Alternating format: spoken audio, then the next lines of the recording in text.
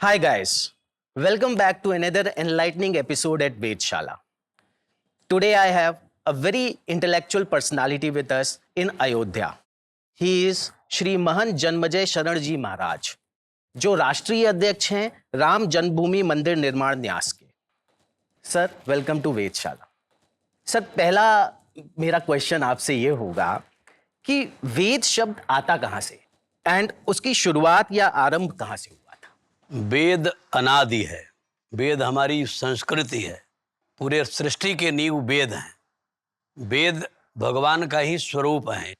जितने भी श्रुति स्मृति पुराण शास्त्र का जो संकलन हुआ, अभ्युदय हुआ, वो सब वेद से हुआ। वेद ही भगवान की वाणी है। वेद से सृष्टि रचना में प्रारंभिक पृथ्वी का ही सृजन जन्म वेद से हुआ। सूर्य और चंद्र का जन्म वेद से हुआ। ऑक्सीजन हवा का जन्म वेद से हुआ। समुद्र का भी जन्म वेद से हुआ। समुद्रवत धर्म जो है वो वेद का सृजन है। इसलिए उसी से सभी नदियां निकली हैं। गंगा, यमुना, कावेरी, गोदावरी, नर्मदा, सरस्वती। समुद्र में विलय होने के बाद ना कोई गंगा है, ना यमुना है, ना कावेरी है, सब समुद्र हैं। निकली सब समुद्र से नदियां हैं और पुनः जाकर विलय समुद्र में ही हो जाती हैं।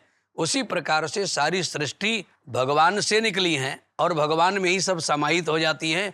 विराट स्वरूप में शास्त्रों में वर्णन है, वेदों में वर्णन है कि वेदों में जो मार्ग बतलाए गए हैं उसी मार्ग में चलने को वेद धर्म कहते हैं और वेद विरुद्ध जितने भी कार्य हैं वो सब अधर्म है। इसलिए वेद की ऋचाओं से हम संपादित भगवान की सेवा करते हैं।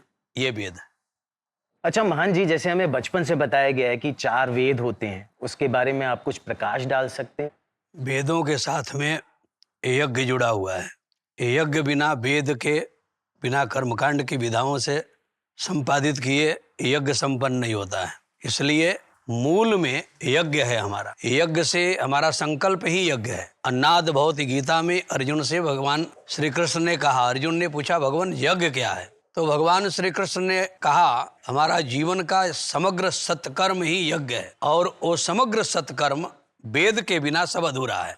सृष्टि रचयिता ब्रह्मा जी ने यज्ञ किया, यजन किया। उस यज्ञ के पावन भूमि का नाम प्रयाग हो गया। प्रायः जहाँ यजन हो, याग हो, उस जगह को प्रयाग कहते हैं। यज्ञ बिना वेद के मंत्रों के द्वारा संपादित किए हुए, आच्छादित किए हुए यज्ञ संपन्न हो ही नहीं सकता है। इसलिए हमारे मूल में वेद हैं और मूल में यज्ञ हैं। प्रहलाद का विश्वास खंभा में था तो वहाँ से नरसिंह भगवान प्रकट हो गए।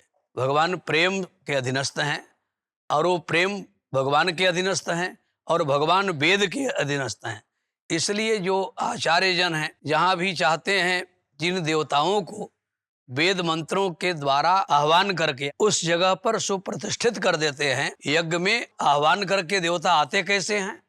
आने का विधा क्या है? कोई दिखते नहीं, लेकिन वेद मंत्रों के द्वारा उन समग्र देवी देवताओं को यज्ञ मंडप में सुप्रतिष्ठित करके उनका अर्चन किया जाता है, उनकी पूजा की जाती है। इसलिए मंत्र के अधीनस्थ देवी देवता हैं और वो वेद मंत्र ब्राह्मण और आचार्यों के अधीनस्थ हैं।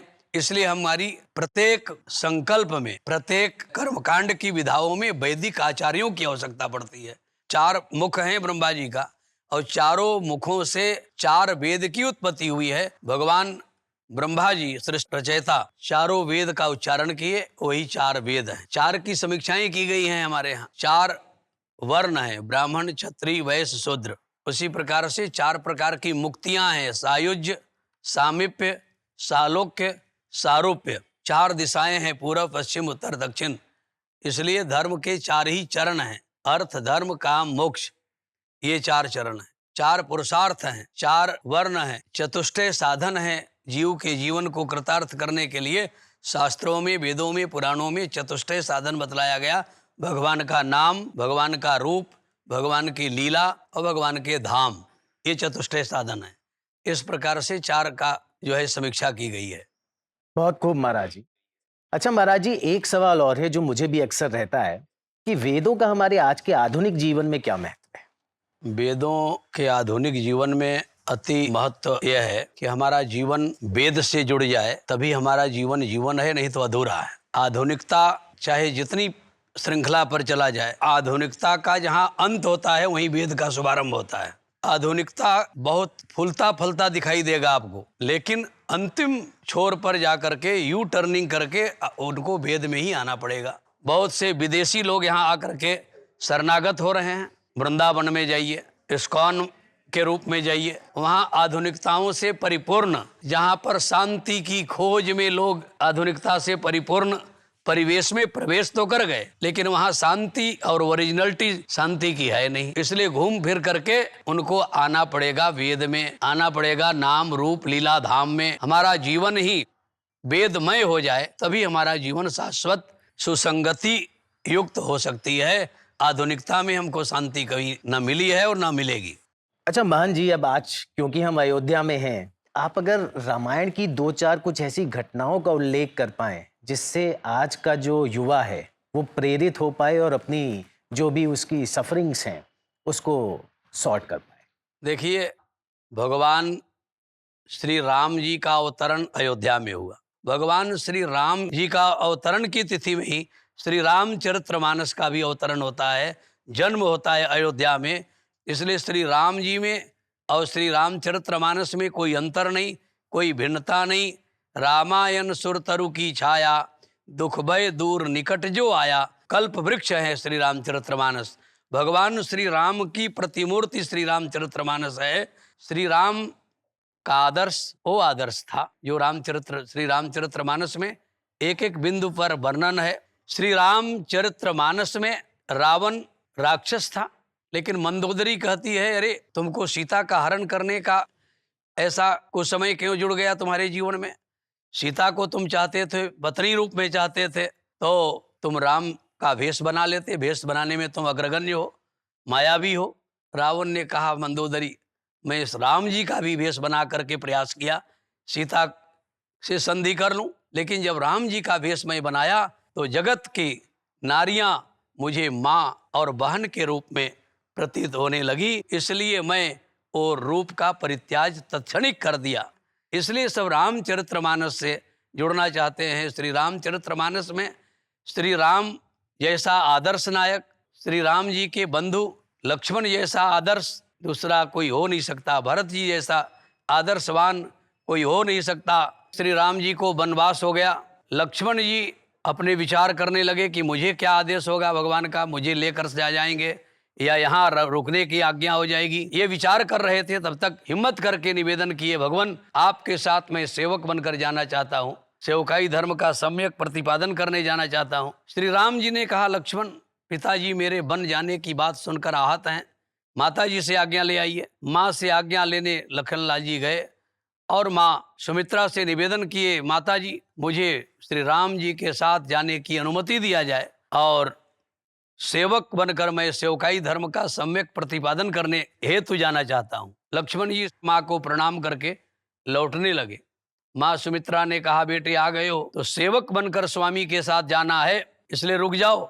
इन 5 वस्तुओं के बस में स्वप्न में भी मत होना, राग रोष ईर्षा मद मोह। लखनलाल जी ने कहा, माँ स्वप्न तो हम लोग तब देखते हैं जब सो जाते हैं, मैं आपकी आज्ञा का अक्षरशः अनुपालन करने हेतु, सेवकाई धर्म का सम्यक प्रतिपादन करने हेतु संकल्प कर रहा हूँ आज से कि मैं निद्रा का ही परित्याग कर दिया। 14 वर्ष के वनवास काल में लखनलाल जी की कहीं सोने की जिक्र नहीं आई। ऐसे आदर्श लखनलाल जी का सेवकाई धर्म का था। इसी प्रकार से 14 वर्ष वनवास काल में संरक्षक बनकर, प्रबंधक बनकर श्री भरतलाल जी महाराज रहे अयोध्या के। लेकिन भरत जी ने उस संपदा का, सामान्य संपदा नहीं, आज तो एक मकान एक दुकान के पीछे भाई भाई में, पिता पुत्र में मुकदमेबाजी तक हो रही है, लेकिन जिस संपदा और जिस सिंहासन पर आसीन होने के लिए देवताओं के राजा इंद्र भी लालायित रहते थे, उसी संपदा का रक्षक संरक्षक बनकर भरतलाल जी 14 वर्ष तक संरक्षक बने रहे, लेकिन उसका उपयोग उपभोग नहीं किए। जब श्री राम जी लौटे तो जो संपदा देख गए थे कोष में, उससे 10 गुना अधिक संपदा आरक्षित पाए। तो महाराज जी, बहुत अच्छी अच्छी बातें आपने हमको आज बताई और हम वेदशाला में यही चाह रहे हैं कि किसी तरह से हम जो हमारी पुराना लिटरेचर है उसमें जो छोटे छोटे हिडन जेम्स हैं जिनसे हमें बहुत सारी चीज़ें, मॉरल वैल्यूज सीखने को मिलती हैं, वो हम बच्चों को सिखाएं। So thank you so much and thank you for giving us time today. जय श्री राम, जय श्री सीताराम।